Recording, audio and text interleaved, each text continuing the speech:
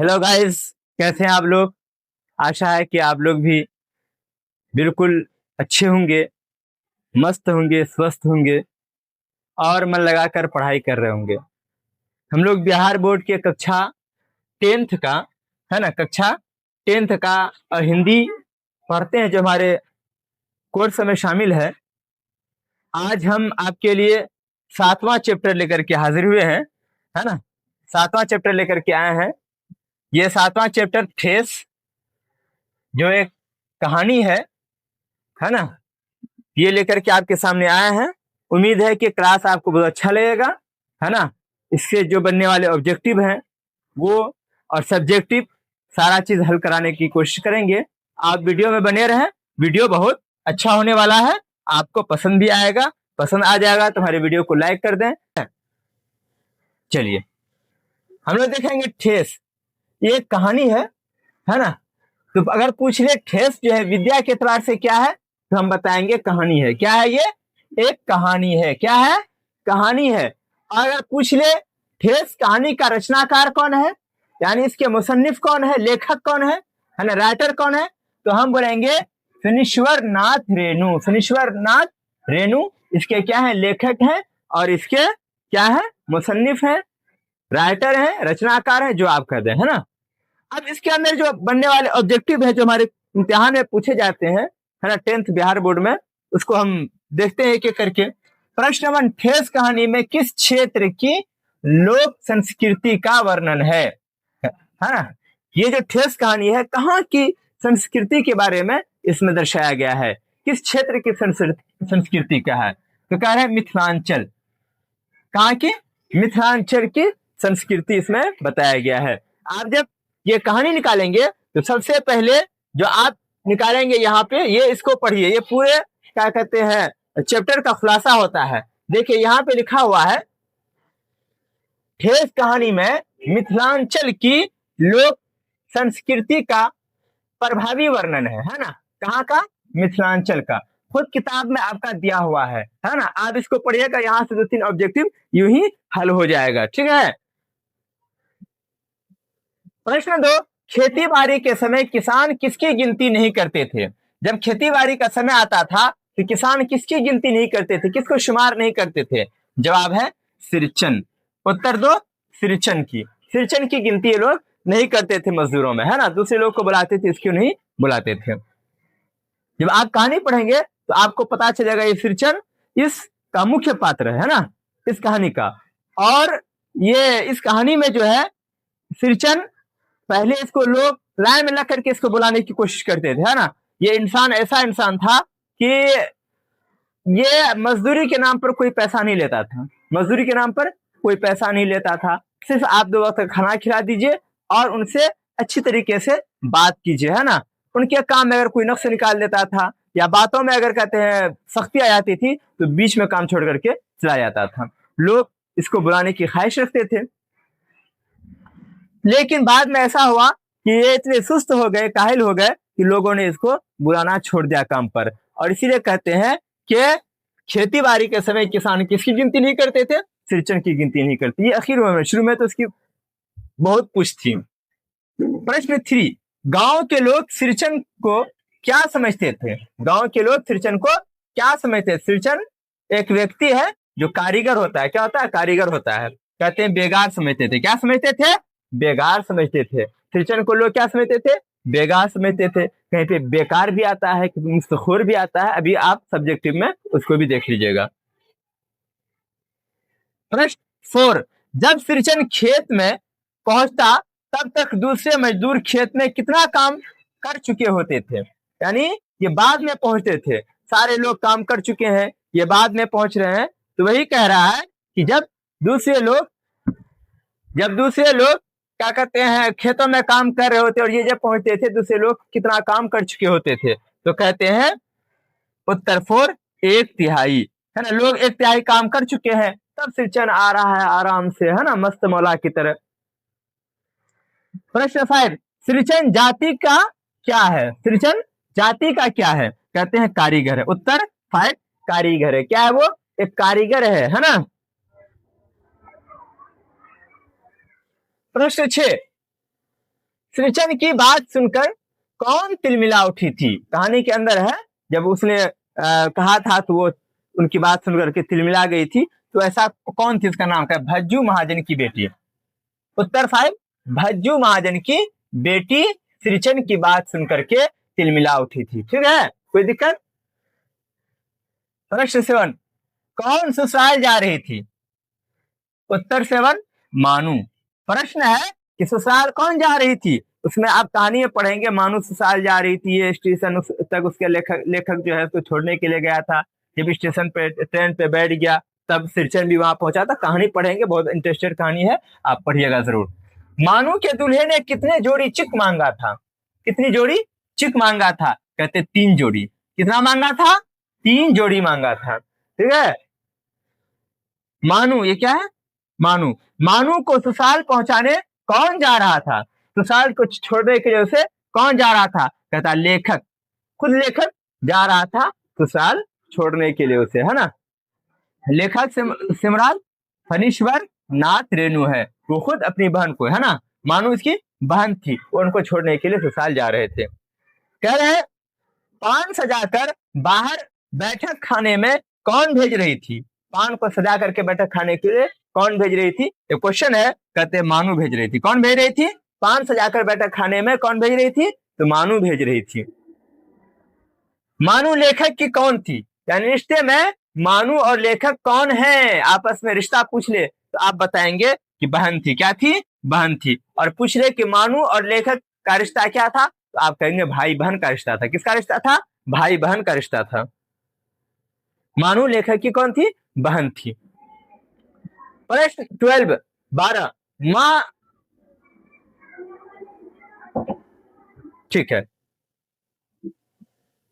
माँ रसोई घर में किस काम में व्यस्त थी? माँ जो है लेखक की माँ रसोई घर में किस काम में व्यस्त थी? कहते पकवान बनाने में व्यस्त थी। व्यस्त मतलब बिजी, है ना, मसरूफ, मशगूल। कौन श्रीचंद से जली भुनी रहती थी?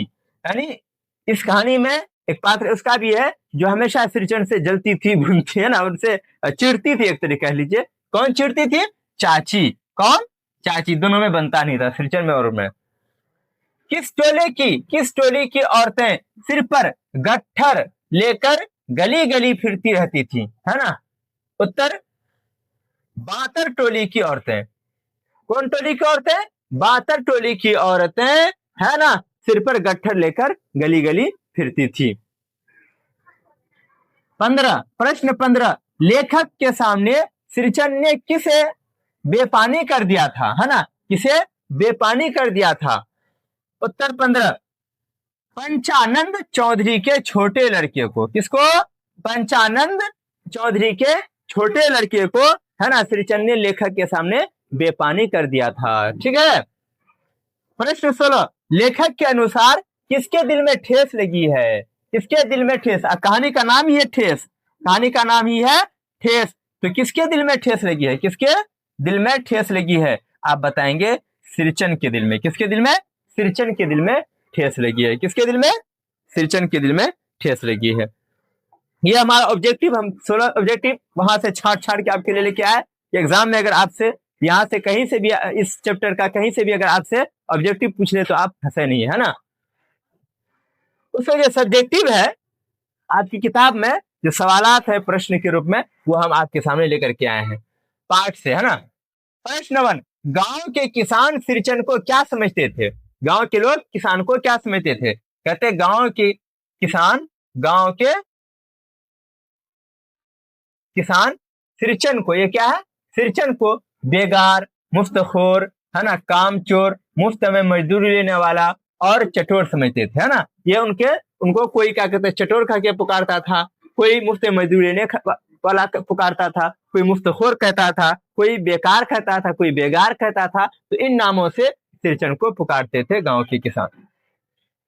प्रश्न 2, इस कहानी में आए हुए विभिन्न पात्रों का नाम लिखिए। यानी अलग अलग जो किरदार आए हैं इस कहानी में, उसका नाम लिखने के लिए कह रहे हैं। तो कह रहे हैं उत्तर 2, कहानी में आए हुए विभिन्न पात्रों के नाम निम्नलिखित हैं। क्या है? लेखक, पहला क्या है?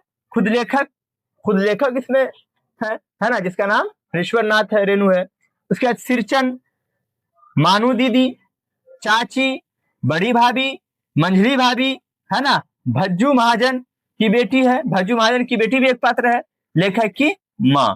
ठीक है, इतने पात्र इस कहानी के अंदर आए हैं, है ना। खुद लेखक है, लेखक की माँ है ना, लेखक की बहन है और मानू है, चाची, बड़ी चाची है, बड़ी भाभी है, मंझली भाभी है, ये सब उस कहानी में आए हैं।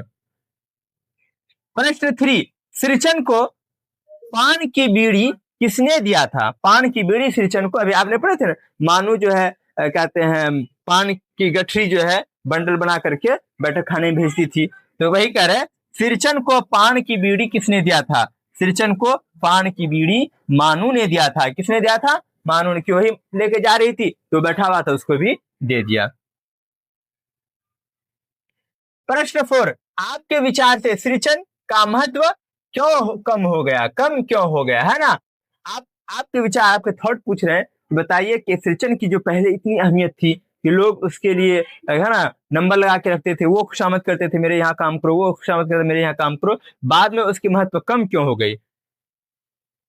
उत्तर 4, उसके महत्व में आई कमी के प्रमुख कारण निम्नलिखित हैं, है ना। उनके कारण बता रहे हैं, उनके कारण, उनके महत्व को कम होने का कारण क्या क्या है? कहते हैं मशीनीकरण और आधुनिकता का प्रभाव, है ना, मशीनीकरण और आधुनिकता का प्रभाव। समय बदलने के साथ बाजार में मशीनों से बनी सस्ती और टिकाऊ चीजें मिलने लगी। लोग हाथ की बारीकी कारीगरी की, है ना, जगह आधुनिक, है ना, रेडीमेड सामान को तवज्जो देने लगे, जिससे सिरचन जैसी पारंपरिक, है ना, कला का मोल कम हो गया। क्यों? एक मशीन निकल गई, एक से एक मशीन निकल गई, है ना, जिससे कहते हैं टिकाऊ सामान बन रहा है, जल्दी बन जाता है, सस्ते में मिल जाता है, इस और क्या कहते हैं, उसकी वजह से इनकी महत्व में कमी आ गई, है ना। और एक और वजह बता रहे हैं कि कला के प्रति संवेदनशीलता की कमी, है ना, कला के प्रति संवेदनशीलता की कमी, ये भी एक कारण है। समाज में लोग अब कला की बारीकी और कारीगरी की मेहनत को, है ना, समझने के बजाय सिर्फ उसकी कीमत आंकने लगे थे।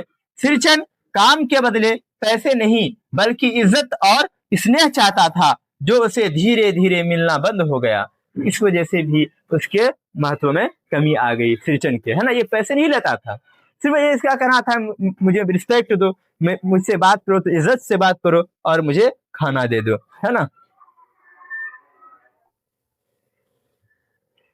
प्रश्न नंबर 5, सिरचन चिक और शीतल पार्टी स्टेशन पर ले जाकर मानू को देता है, इससे उसकी किस विशेषता का पता चलता है ना। आप जब कहानी पढ़ेंगे तो लास्ट में जब ससुराल जाती है मानू, लेखक उसको छोड़ने के लिए जाता है, वो स्टेशन पर पहुंच जाता है और स्टेशन पर जब गाड़ी आती है तो बैठ भी जाता है, तब सिरचन क्या लेकर के आता है? चिक लेकर के आता है और शीतल पार्टी लेकर के आता है ना। किसको देने के लिए? मानू को देने के लिए। आप जब पढ़ेंगे तो आपको पता चलेगा यही मानू के यहाँ आकर के सिरचन काम कर रहा था, ये सब बना रहा था, इतने में बाता बाती नोक झोंक हुई और सिरचन उठ करके चला गया, काम छोड़ करके, काम नहीं किया था, जिसकी वजह से मानू बहुत उदास हो गई थी, है ना। उत्तर 5, चिक और शीतल पार्टी भेंट करता है ना। चिक और शीतल पार्टी भेंट करता है तो इससे उसके चरित्र की निम्नलिखित विशेषताओं का पता चलता है। इससे उसकी किस चरित्र का पता चलता है? निम्नलिखित बता रहे हैं। क्या? सच्चा और भावुक कलाकार। क्या पता चलता है? सच्चा, कि वो कलाकार सच्चा कलाकार है और भावुक कलाकार है ना। सिरचन एक सच्चा कलाकार है, वह काम के बदले सिर्फ पैसा या सामान नहीं ले चाहता बल्कि सम्मान और स्नेह चाहता है। भले ही घर के अन्य लोगों के व्यवहार से आहत होकर उसने काम अधूरा छोड़ दिया था, लेकिन मानू के प्रति उसके मन में स्नेह था। क्या था? स्नेह था। वह काम नहीं हुआ, वह कम नहीं हुआ था। वो स्नेह जो उसके दिल में उसके प्रति था, मानू के प्रति, वो उसके दिल में कम नहीं हुआ था ना। आगे करें असीम स्नेह। मानू से सिरचन का गहरा लगाव था, वह उसे अपनी बेटी या बहन की तरह मानता था। कौन? सिरचन मानू को अपनी बहन की तरह मानता था, करे या फिर बेटी की तरह मानता था, बहुत उसको चाहता था।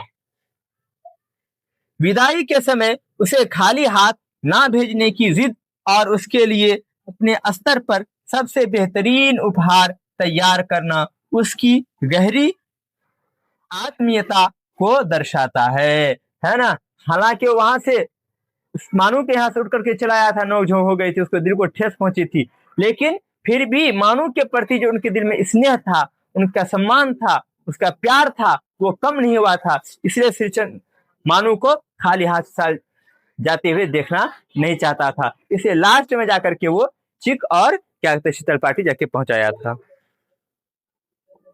चलिए आगे है, इन मुहावरों को वाक्य में प्रयोग करते हुए अर्थ स्पष्ट कीजिए, है ना। आपकी किताब में कुछ मुहावरे हैं क्या, कान देना, दम मारना, मुंह में लगाम ना होना, मुंह में लगाम ना होना, सिर चढ़ाना। इन ये जो मुहावरे हैं इनका मीनिंग बताना है और इसका इस्तेमाल बताना है। कह रहे हैं कान देना, इसका अर्थ है ध्यान पूर्वक सुनना या ध्यान देना। कान देना मतलब ध्यान पूर्वक सुनना या कान देना। इसका वाक्य में प्रयोग कैसे करते हैं, कक्षा में शिक्षक की बातों पर कान देना बहुत जरूरी है, तभी पाठ समझ में आता है ना। कान देना का एक प्रयोग करके दिखा दिया वाक्य में। ख है दम मारना, दूसरा मुहावरा क्या है, दम मारना। पहले इसका अर्थ देख लेते हैं, आराम करना, दम मारना मतलब आराम करना, और सुस्ताना या थोड़ी देर के लिए विश्राम करना, इसका मतलब होता है दम मारना का मतलब। वाक्य में इसका प्रयोग कैसे करेंगे, कहते हैं सुबह से लगातार काम करने के बाद मजदूर ने पेड़ की छांव में थोड़ी देर दम मारा, थोड़ी देर दम मारा। वाक्य में प्रयोग हो गया, है ना। तीसरा मुहावरा है मुंह में लगाम ना होना, मुंह में लगाम ना होना। अर्थ है बिना सोचे समझे कुछ भी बोल देना या बातचीत में नियंत्रण ना होना। ये इसका क्या है, मीनिंग है ना। इसको अपने वाक्य में कैसे प्रयोग करेंगे, देखिए वाक्य में प्रयोग करने के बता रहा, उसके मुंह में कोई लगाम नहीं है ना। वाक्य में प्रयोग हो रहा है उसके मुंह में कोई लगाम नहीं है, वह बड़ों के सामने भी कुछ भी बोल देता है ना। जो इंसान बड़ों के सामने कुछ भी बोल दे, है ना, बात करने से लगा ना हो तो बोलेंगे तुम्हारे मुंह में लगाम ही नहीं है। सिर चढ़ाना एक चौथा मुहावरा है, तो इसका पहले अर्थ देख लेते हैं, बहुत अधिक लाड प्यार देकर बिगाड़ देना, है ना, इसी को बोलते हैं सिर चढ़ाना। बोलता ना अरे तुम तो अपने बेटे को सिर चढ़ा लिए हो, इसीलिए कहते होता बिगड़ गया है। या ढीठ ढीठ बना देना, ढीठ बना देना। वाक्य में प्रयोग, अब इस मुहावरे को देखिए वाक्य में कैसे प्रयोग करेंगे, कहते हैं माता पिता को बच्चों की हर जिद पूरी करके उन्हें सिर पर नहीं चढ़ाना चाहिए, है ना। माता पिता को बच्चे की हर बात मान करके जिद पूरी करके उसको सिर पर नहीं चढ़ाना चाहिए। ये जो चार मुहावरा था आप इसको याद कर लीजिएगा, मुहावरे भी आते हैं एग्जाम में, है ना। खास तौर से जो किताब में जो मुहावरा है वो तो हर हाल में आएगा, बाकी अलग से भी आपको कुछ मुहावरा याद करना है ताकि अगर वो आ जाए तो आप उसका मीनिंग भी समझे, अर्थ भी समझे, वाक्य में प्रयोग करने का तरीका भी समझे, ताकि इम्तिहान में पूरा नंबर आपको मिल जाए। ठीक है, यह था आज का हमारा क्लास, ये 7वां क्लास था। कैसा लगा आपको ये क्लास, अगर अच्छा लगा है तो वीडियो को लाइक करें, हमारे चैनल को सब्सक्राइब कर दें और अपने दोस्तों को भी शेयर करें। धन्यवाद।